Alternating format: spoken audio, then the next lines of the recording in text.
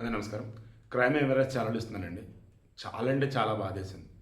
నేను చిన్నప్పుడు ఇలా ఉయ్యాలు ఊగుతూ మెడకి బిగుసుకున్న సందర్భాలు ఉన్నాయి కానీ, దేవుడి దయవల్ల మరీ చనిపోయేంత ప్రమాదం జరగల. కానీ గతంలో ఉన్నటువంటి పిల్లలు వేరు, ఇప్పుడున్న పిల్లలు వేరు.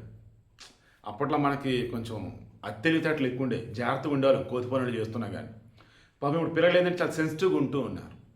మన హైదరాబాద్ అవుట్స్కట్స్ బూదన్ పోచంపల్లి మండలం కప్రాయపల్లి కసరాయపల్లి అంట. శరత్ అండ్ మమత దంపతులు. వారికి ఒక కొడుకు, ఇద్దరు కూతుళ్ళు. ఈమె రెండో పాప తేజశ్రీ 6వ తరగతి చదువుకుంటూ ఉందట. అంటే ఈజీగా 11 ఇయర్స్ 12 ఇయర్స్ రైట్. పర్లా ఊహొచ్చిన అమ్మాయి.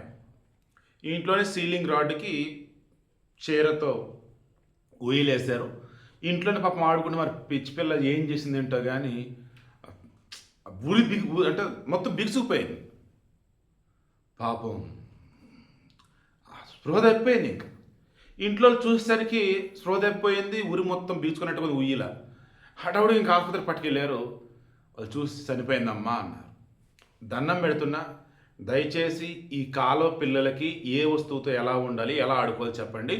అన్నింటికి మించి తల్లిదండ్రులకి రిక్వెస్ట్ చేస్తున్నా, పిల్లలని ఒక కంట కనిపెట్టుకొని ఉండండి ప్లీజ్.